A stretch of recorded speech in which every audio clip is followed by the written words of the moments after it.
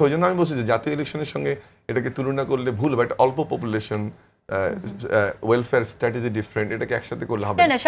যেটা আসলে রাষ্ট্রের করা দরকার সেটা রাষ্ট্রের কাছে চাইতে হবে। আমরা যদি ওয়েলফেয়ার কান্ট্রির কথা যদি বলি, আর বিশ্ববিদ্যালয়ের শিক্ষার্থীদের যা প্রয়োজন সেটা তো বিশ্ববিদ্যালয়ের প্রশাসনের দায়িত্ব।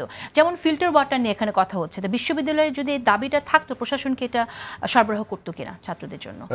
একটু কুইকলি আমি ন্যাশনাল অ্যাসপেক্টটা এক লাইনে বলি। সেটা হচ্ছে যে একটা পলিটিক্যাল পার্টি কিন্তু তার রাজনৈতিক আদর্শ কর্মসূচি নির্ধারণ করবে, সেটা দিয়ে জনগণকে কনভিন্স করবে, তারপরে রাষ্ট্র ক্ষমতায় গিয়ে সেই সার্ভিসটা প্রোভাইড করবে। কিন্তু আপনি নিজেই যদি সার্ভিস প্রোভাইডার হয়ে যান, যেটা বললো উনি, যে আপনি যদি তাহলে রাজনৈতিক কর্মী না, আপনি সমাজকর্মী হতে হবে, নাহলে রাজনৈতিক কর্মী হবে, দুটো একসাথে ডান দিক, এটি তাত্ত্বিকভাবে এটা ঠিক না। কারণ আপনার কর্মসূচি দিবেন যে আমি জনগণের জন্য, একটা দল ক্ষমতায় থাকবে, আপনি বলবেন যে আমি এই জিনিসগুলো তোমার জন্য করবো, তারপরে মানুষের যে অর্থ, রাষ্ট্রের যে অর্থ, সেটা দিয়ে আপনি মানুষের কল্যাণ করবেন। কিন্তু আগে আপনি ওয়েলফেয়ার করে ফেলেন, তাহলে রাশেদ যে কথাটা বললো যে আপনি তখন কি করবেন, এটার দায়িত্ব তো আপনার না। মানে রাষ্ট্রের দায়িত্ব ভিক্ষুক রাজনৈতিক দলের হচ্ছে কর্মসূচি নির্ধারণ করা। ভিক্ষুক বানাচ্ছে, আপনি কর্মসূচি নির্ধারণ করবেন, আপনার কৃষি পলিসি বলবেন, আপনি ইকোনমিক পলিসি বলবেন, হেলথ পলিসি বলবেন, তারপরে আপনি ক্ষমতায় যাবেন যদি মানুষ এটাকে পছন্দ করবে, এরপরে আপনার রাষ্ট্র পরিচালনার মাধ্যমে মানুষের মধ্যে সমতা বিধান করবেন, হেলথ ক্যাম্প পরিচালনা করবেন, মেডিকেল সেন্টার আছে, আপনার মেডিকেল আছে, শিক্ষা প্রতিষ্ঠান, তার মাধ্যমে। সেই দুটাকে একসাথে করে ফেললে কিন্তু মুশকিল। তো এটাকে বুঝতে হবে যে পার্টির দায়িত্ব হলো, একটু শুনতে চাই আমি এটা, এই বিষয়টা সংক্ষেপে বলেন।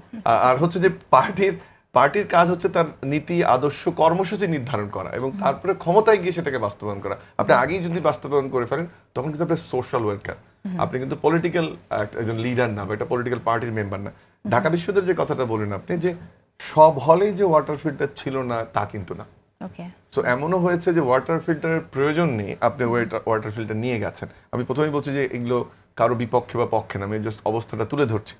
আপনার ওয়াটার ফিল্টার আছে কোনো হলে, এমনও হয়েছে যে ওয়াটার ফিল্টার নিয়ে আপনি বলছেন যে আমি তো নিয়ে এসেছি, একটু নেন, বা কোনো হলের প্রপোজ জানেই না যে তার, আমি স্পেসিফিক করছি যে না, দরকার কোনো ক্ষেত্রে দরকার ছিল না, যে ওয়াটার ফিল্টার আছে, আপনি ওখানে বলছেন আর একটা দিয়ে দিই, বা কোনো প্রপোজ জানেও না, না জানিয়ে ওয়াটার ফিল্টার লাগিয়ে ফেলছেন।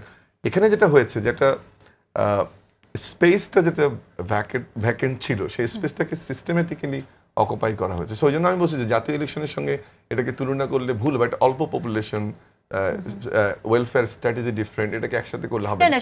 সারা বাংলাদেশে যদি যার এলাকায় ওয়েলফেয়ার অ্যাক্টিভিটি যদি চলে, তখন আপনি সেটা আবার অন্যভাবে ভূমিকা রাখবেন কিনা? এই অর্জনকে কোনোভাবে ছোট করছি না, বা যারা একটা প্যানেলের নামে জিতেছে, যেটা আমি মনে করি আসলে শিবিরের অর্জন শিবিরকে দাবি করেছে, ওটা দিকে আরেকটা ক্ষতি কিন্তু মোটা দাগে জামাতের হচ্ছে, যে আপনি দাড়িপাল্লা যখন বলছেন যে নৌকার মালিক আল্লাহ, লা ইলাহা ইল্লাল্লাহ, আবার এদিকে আপনি ইসলামের থেকে বিচ্যুত হবেন, সেই জায়গাটা কিন্তু খুব রিস্কি, একটা জায়গা ঠিক করতে হবে।